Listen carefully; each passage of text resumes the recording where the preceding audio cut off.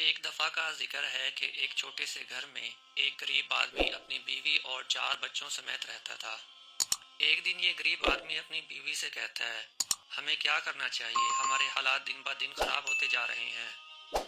بیوی نے کہا کہ مجھے کچھ سمجھ نہیں آ رہی، لیکن ہمیں کوئی نہ کوئی حل تو تلاش کرنا ہی ہوگا۔ ان کا ایک بیٹا بھی تھا جو اپنے ماں باپ کی باتیں سن رہا تھا۔ بیٹے نے کہا کہ بابا جان، میں آپ سے ایک بات کرنا چاہتا ہوں۔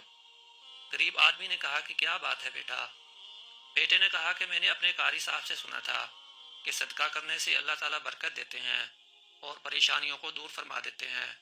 تو غریب آدمی نے کہا، جی بیٹا، یہ تو مجھے بھی معلوم ہے، مگر ہمارے تو اپنے حالات ہی اتنے خراب ہیں، ہم صدقہ کیسے کر سکتے ہیں؟ بیٹے نے کہا کہ بابا جان، ہمارے قاری صاحب نے ہمیں یہ بھی بتایا تھا